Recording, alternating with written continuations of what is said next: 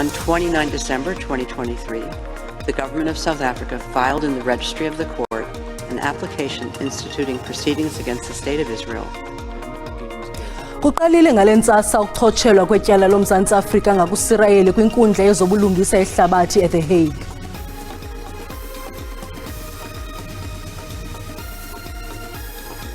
Impilo kaAgnes Sitshwantsho obanjelwe izityholo zobugebenga umtshana wakhe ngenxa yemali ye-insurance inonophelwe njengokuba eseluvalelweni litshilo igosa lezempilo elinike ubungqina kwityala lakhe. We will go through the group stages, I'm sure of it. So we can get a complete picture. Lindulukile iqela labafana lisingise kwitumente ye-Afcon eqala ngomgqibelo Ivory Coast.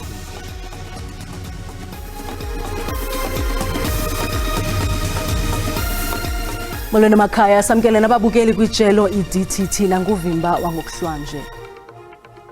Liqalile ngalentsasa ityala phakathi koMzantsi Afrika nelizwe lakwaSirayeli. UMzantsi Afrika umangalele uSirayeli kwinkundla yezobulungisa ehlabathi iICJ utyhola ilizwe lakwaSirayeli ngento ibiza impubhiso yesininzi. Namhlanje bekuphulaphulwe ingxoxo ezithiwe thaca ligqiza lengcaphephe zomthetho elimele uMzantsi Afrika logama ngomso kulindeleke kuphulaphulwe kwigqiza elimele uSirayeli.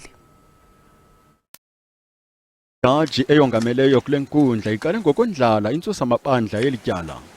On 29 December 2023, the government of South Africa filed in the registry of the court an application instituting proceedings against the State of Israel, alleging violations by the latter of its obligations under the 1948 Convention on the Prevention and Punishment of the Crime of Genocide. I shall refer to this convention as the Genocide Convention. Umphathiswa wezobulungisa weli esondlalela igqiza elimele uMzantsi Afrika udaka ngogonyamelo losirayeli ngakubantu basePalestina eGaza. Palestinians have experienced systematic oppression and violence for the last 76 years. On 6 October 2023 and every day since October the 7th, 2023.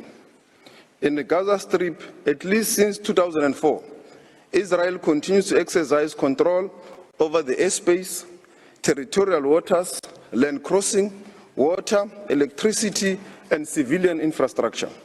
uMzantsi Afrika uxhobe wafohlela ngesithandathu somakhwekhwetha bezomthetho kwelityala kuquka uadvocate Thembeka Ngcokaithobi noprofessor John Dugat.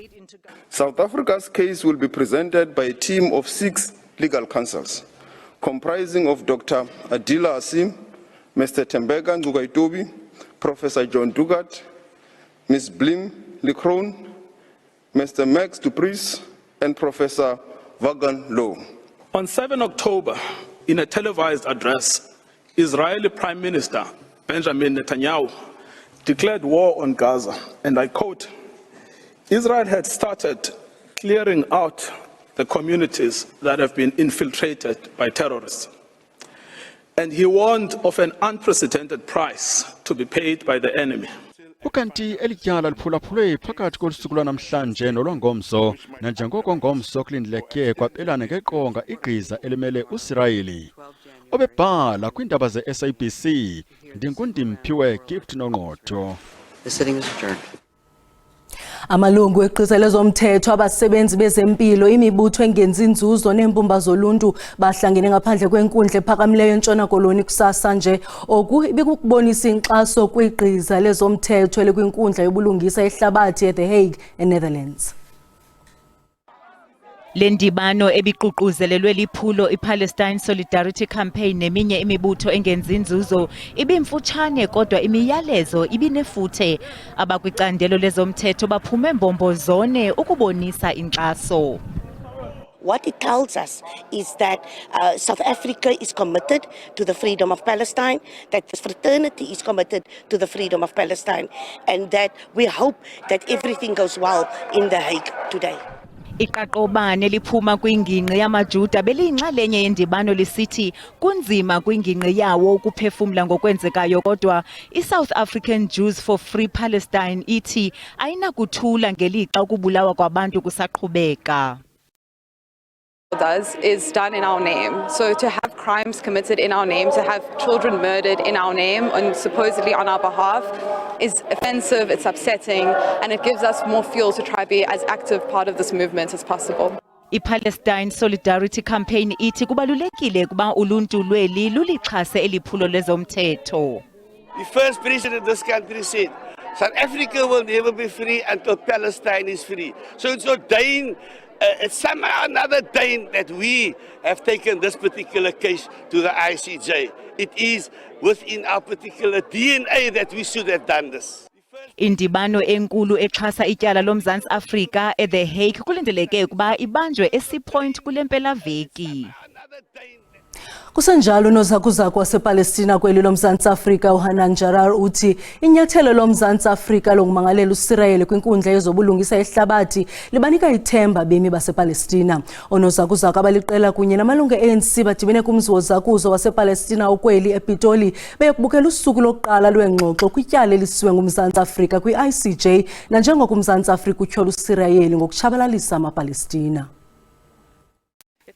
Oko iqiza lezomthetho elimele umzantsi Afrika lithe thaca ingxoxo kwinkundla yezobulungisa yehlabathi at The Hague kumzi wozakuzo wasePalestina ukweli lomzantsi Afrika amakhulukhulu abantu adibene ngelokubonakalisa inkxaso ngakumaPalestina. Abemi basePalestina babambe ngazo zibini ngenkxaso abayifumene kumzantsi Afrika. As a Palestinian, I feel humbled and privileged to be serving in a country like South Africa, where the president, the people, the government, everyone has that much respect for human beings and for humanity. Ukanti ngamazwi aliqela xhase nyathelo lithathwe ngumzantsi Afrika. We had seen massacres of the Israelis. We have seen people dying for no reason just because the Israelis decided to punish everyone for their occupation. And they want to be the only victim. They don't allow us or the Palestinians even to be victims. Now I think today things have changed. Today we see Israel, it's a historical day. We see Israel being prosecuted in front of the whole world by a country which is not directly involved. I wanted to watch this historic sitting of the court and this historic move, this brave move by South Africa, which is completely supported by Turkey. Turkey was one of the first countries, together with Malaysia and OIC, to come out in support of South Africa. The first thing that we have to keep in mind that we are not talking about the war. We are talking about genocide. We are talking about massacre. So since the very beginning, the Cuban government have supported the Palestinian cause. To kill kids, mothers, grandmothers, it's not something that we can see just passively at home. Kulindeleke ukuba iqiza lezomthetho lakwaSirayeli liqalise ezalo ingxoxo ngomso.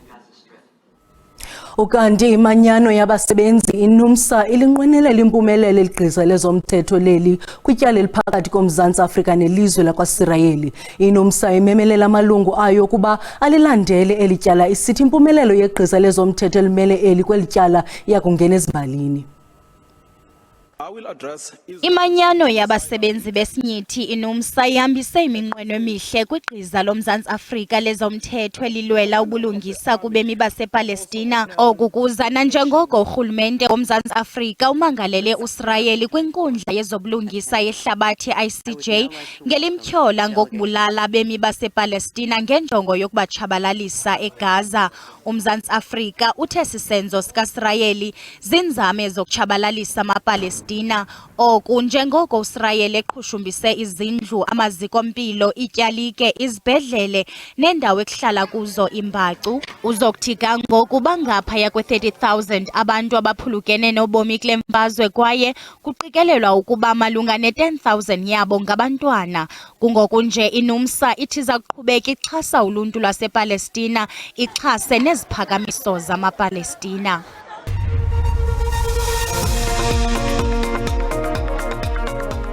Sinamkele kwakhona kwiindaba zelijelo. Uyakwazi ukubukela kwakhona ezindaba kwijelo le-YouTube uthi SABC Iindaba zesiXhosa. Ukanti sicela ukuba ubukele, ucofe, ulike ze ukuba awukamcofi usubscribe. Sibonga uzawenze njalo kwinqaku lokuqala sithe. liqalile ngalentsasa ityala phakathi koMzantsi Afrika nelizwe lakwaSirayeli. UMzantsi Afrika umangalela uSirayeli kwinkundla yezobulungisa yehlabathi ICJ utyhola ilizwe lakwaSirayeli ngento ibiza imbubhiso yesininzi. uSirayeli waqala imfazwe kweHamas kulandela uhlaselo oluqulubayo lweHamas ngomhla wesi-7 ku-Okthobha nyakenye. Isixeko saseRhawutini sibhengeze ukuba sesiqalile ukwakha kwindawo ekwakwenzeke kuyo uqhushumbo eLillian Ngoyi Street. Irhasi methane gas yafunyaniswa njengonobangela woqhushumbo. Isixeko saseRhawutini sithi siqalile nokwakha kwakhona indawo ehamba noqhushumbo dubulo olwadala umonakalo. Sithi isixeko eliphulo liza kuqukunjelwa ngoDisemba kulo nyaka limiselwe ukuchitha i-196 million rand. In total, the city will be spending about 196 million specifically on professional fees as well as the construction cost of the project, and that includes the contingencies. Executive Mayor and MMC, I would want to repeat that the amount of 196 million should not be misconstrued. It includes all other services within that area. Kananjalo isixeko sithi i-13 million rand ibandakanywe kesasixa ilungiselelwa imeko ezinokuvela yaye isisixa ayisosigxina singatshintsha. Usodolophu Kabelo Kwamanda uthi esisixa siqulatha oko sebekufumanisile kuza kuthi kangoku kungenjalo ayilolwabiwo-mali olugqibeleleyo. Additional considerations that are made by the city. We will undergo all the requirements legislatively so that we are able to attend to the additions that may be required. Ukanti kudluliswe isilumkiso sokuba imicimbi erhuqisa umrhaji ayizukwamkeleka kwaphela ngokuphathelene nesi sivumelwano sokwakha. We are not going to have people coming there and demanding 30%. No. We want serious SMMEs who want to be entrepreneurs, who want to grow their businesses and participate in the tender processes. We are not going to have fly-by-nights, and we are not going to allow it. So it must be very clear to those syndicates who come to projects and demand 30%, they will be dealt with decisively. Isixeko sikwatandalazise iinkampani zobunjineli nokubonisana eziza kongamela iinkqubo zokubuyisela isimo sale ndawo. Imeko yempilo kaAgnes Sirhomotsi Sitshwantsho otyholwa ngokubulala umtshana wakhe ukuze axhamle kwintlawulo ye-insurance ngobomi bakhe ikhathalelwe kakuhle kwiziko loluleko agcinwe kulo. Oku kuthethwe kubungqina begosa lezempilo lesebe lezoluleko kwinkundla kamantyi yasemlopo eMahikeng eMntla-Ntshona. Ngaphambili uSitshwantsho ukhalazele ukuphathwa kakubi esithi unesifo seswekile. Umcuphi uSergeant Keshi Mabunda ungene enkundleni ephelekwe ngoomabizwa asabele bamapolisa i-TRT emva kokoyisela ukuba bungasesichengeni ubomi bakhe. Igosa lezoluleko lixelele inkundla ngokukhathalelwa kwaSintshwantsho apho alala eqamele ngenqindi khona. Umthetheli kaSintshwantsho umile kwelokuba akakhathalelwanga ngokufanelekileyo ngokwempilo eluvalelweni. Umcuphi uSergeant Mabunda uthe usafuna ukukhoba ezinye iinxili zikaSintshwantsho. I did section 205 only for the 3 banks also, at FNB, Absa and Capitec, instead to the other banks as well. She's living in an account, most of the banks in the country. uSintshwantsho utyholwa ngokunika umtshana wakhe ubonolo Modise Masamang isandwich enetyhefu ngomhla 14 August 2022 emva kokuthatha ngobuqhophololo i-insurance ngobomi bakhe xa izigidi ezithathu zerandi. uModise Masamang waswelekela kwigumbi likagqirha eMabantu emva kokugula kwimizuzwana engephi etyelo sandwich kaninakazi. Usaphandwa ngokusweleka okungaqondakaliyo konyana wakhe, iintombi zakhe ezimbini, umyeni wakhe nomntakwabo. Ukuva kwesicelo sebheyile kuza kuqhuba ngomso. Usapho lakwabaphela olubhujelwe kwilali iRhamarishane ngaphandle kwaseJane Fese Limpopo luthi alukwazi ukungcwaba umntu walo okungenxa yokunqongophala koogqirha boqhaqho lwemizimba kwizibhedlele zale ngingqi. Usapho lakwabaphela luphulukene nentombi yalo kule veki iphelileyo. Lo mzimba usiwe kwisibhedlele iSt Rita ukuze kufunyaniswe unobangela wokubhubha kwakhe. Isibhedlele besijongene nokusilela koqhaqho lwemizimba kuba kungekho candelo lokuqhaqha imizimba. Usapho lunxunguphele kwaye lwambethwe zindandabuzo. Olusapho lusaxakene nokwenza amalungiselelo okungcwaba intombi yalo nesweleke phantsi kwemeko engaqondakaliyo kule veki iphelileyo. Iziphathamandla kwisibhedlele iSt Rita zixelele Olusapho ukuba ugqirha ukuphela kwakhe owenza uqhaqho lwemizimba ukwikhefu lokuya kubeleka. Baceliwe ke ukuba baluhlehlise usuku lokungcwaba. They give us a heads up to say we should stop with the preparations for the funeral. The reason being, there is no pathologist that is available to perform the postmortem. And apparently the only one pathologist that is available in the entire region. Olusapho lwakwabapela luxhalabiswa kukuba akukho zintshukumo emva kokuba intombi yabo yasiwa emkhenkceni kwesi sibhedlele. Iziphathamandla zesebe lezempilo kwiphondo laseLimpopo zithembise ukuba kuza kuthunyelwa oogqirha bokuqhaqha imizimba kwisibhedlele iSt Rita, kwaye bakwabongoze iintsapho ukuba zithethe nesibhedlele phambi kokugqiba ngeentsuku zokungcwaba. Forensic pathologists are actually rotated all across the province depending on the current need at that time. Because you can then, for instance, if you've got a bus accident that has got a lot of people that have passed on, in order to expedite that process, you are able to then take a pathologist from other districts to go assist in that instance. Likwathe ukusweleka kwabantu okumandla ngexesha leholide kubangele ukuba ube mninzi umsebenzi abajamelene nawo wokuqhaqha imizimba kwizibhedlele eziliqela kweli phondo. Kwikhasi lethu lezobuchwepheshe ngokuhlanje siqwalasela izakhono ezidingekayo kwezobuchwepheshe ezinokunceda abo abapase imatriki kodwa iziphumo zabo zingabavumeli ukuba balandele ikhondo abalifunayo kwezemfundo. Ukanti ke ukushuxa oku njengesiqhelo sinaye apha estudio uSandile Hlangano, intatheli yezobuchwepheshe. Sandile, siyakwamkela. Ungabacebisa uthini abafundi abaphoxwe iziphumo kodwa befuna ukulandela icandelo lobuchwepheshe? Okokuqala nje masibulise kuwe, sibulise nakubabukeli bakho phaa ekhaya. Into efuneka siyazi okokuba i-matric results ziyeza, and okwesibini nothi wonke umuntu uza kuphumelela whether ububhala i-matric okanye ubufuna umsebenzi. So zintathu ezi zinto sisanda. Okokuqala kukuba kukho le nto kuthiwa osiyazi ngoba yi-passion, into oyithandayo. Into oyithanda uyenza ke edibene nomsebenzi isenokwenzeka ingakunikeza imali, kodwa sithethe loo nto leyo. Okwesibini kukho imali, kukho abantu abafuna imali abangayihoyanga kakhulu le nto kuthiwa yi-passion. Okwesithathu kukho le nto kuthiwa si-skill. I-skill sidibene ke nemisebenzi esiyibiza ngoba ikwi-demand. Kweli xesha siphila kulo le technology, abantu abafana nam ke bafola under lo category okokubana ndifuna iskill, into ezawundinceda uba mandikhawuleze ndifumane umsebenzi ndizokwazi ukwenza imali. Luxanduva lakho ke uhlele ekhaya ungumntu omtsha okokuba wenza le nto siyibiza ngoba yi-research, ujonge uba yeyiphi imisebenzi ekwi-demand, zeziphi izikills endinothi ndizenze okanye ndizifumane ukwenzela uba ndifumane le misebenzi. Zihamba ke ngokwe-provinces, whether eGauteng, Western Cape okanye Eastern Cape nakwezinye provinces. Kodwa uba ungumntu wena ufuna iskill okanye umsebenzi kwi-demand, it means kuzofuneka wena ujonga le nto kuthiwa ku-Google Garage ukwazi ufumana ezi courses. Ayontsomi, zi-free ezi courses xa uzenza online, and azidingi uba ube ne-matric certificate, uzenza for free.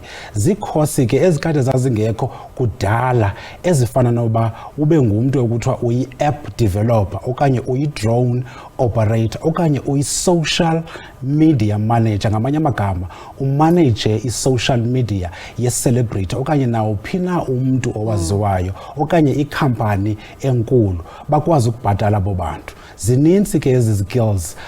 Into ebalulekileyo ke ngazo kukuba akho sidingo soba wena uthi uya kwimarket okanye ufuna umsebenzi, uyaziqesha wena ukwazi uzenzela ezi zinto ngokunokwakho. Inkosi kakhulu Sandile, uthe bayifumana phi? Google Garage. Google Garage, sibamba ngazibini. Kwezemidlalo, indulukile Bafana Bafana isingise Ivory Coast apho iza kuthatha inxaxheba kwi-tumente Africa Cup of Nations eqala ngomgqibelo. Umqeqeshi Hugo Bruce uthi bawulungele umdlalo wokuqala we-Afcon nemali ngokuhlwa ngolwesibini. Umsitho wokulindlela ntle kwiBafana Bafana buzinyatswe zizinxiba mthaka zesafa amagqala eBafana Bafana nabamajelo endaba. Umqeqeshi lamakhwenkwe uthi bawulungela umdlalo wokuvula nemali nakubeni bephuxekile iziphumo zeqanda amacala xa bebeceya nelisuthu izolo. Uthembise ngokudlulela kumjikelo olandelayo nakubeni eliqela libotshwe nophopho iTunisia, iMali nabamelwane eNamibia. We can achieve the level we want, and we showed already in the future we will go through the group stages, I'm sure of it. Mungameli weSAFA unathemba ngenkxaso yeliqela ye-Ivory Coast. There's great support in Korogo for Bafana. They said no, next time Bafana comes here, we are ready. So we are looking at great support that will offset the number of Malians. Ikapteni yeliqela yamkela iflag yeli kwinkonzo yamapolisa. You know, it's an amazing feeling receiving the flag on behalf of the players. This represents the over 50 million South Africans, you know, so we'll carry this with pride. Amagqale Bafana Bafana njengoMark Williams noEdward Mutale anqwenelele amakhongaseka impumelelo. Umdlalo wokuvula wabafana lunquzulwano nemali ngentsimbi yeshumi ngorhatya ngolwesibini weveki ezayo. Ngaloo ndlela siwuqunquthela uvimba wangokuhlwanje sinikhumbuza zangomso size noxa bethu ngesizulu kamnandi bawethu.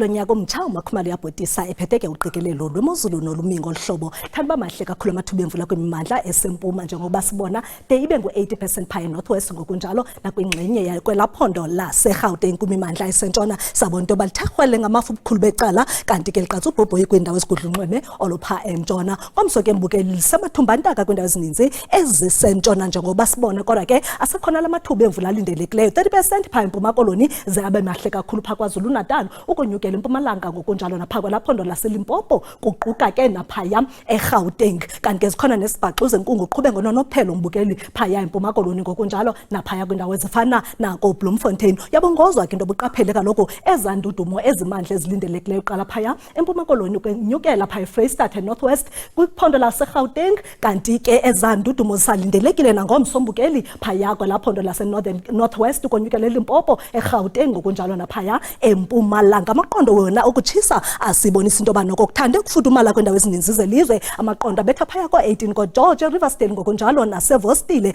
kanti ke phaya eCalvinia sambona la 15 eRhafu ngu-17 ngokunjalo nasekaladokhwe ze ibe ngu-18 phaya eThatha ngamashumi phaya koQunube koWilsonia Haven Hills phaya eMonti kanti ke phaya eMnambithi nakhona sabona into bakufudumele ngo-19 20 ePulukwane ngelixa phalaporo nasemusina silindele u-23 xa hlabela mgama sijonga ngomso lifudumele kakhulu izulu eKapa lodumo ngo-27 kodwa kathathisa amaqondo ngo-35 evostile ngelixa ingamashumi-30 eSutherland liyatshisa ngo-37 Uppington ze ibe ngu-34 phaya eRhafu eKomani silindele u-29 ngelixa eMthatha lilihle izulu ngo-28 kamnandi mawethu.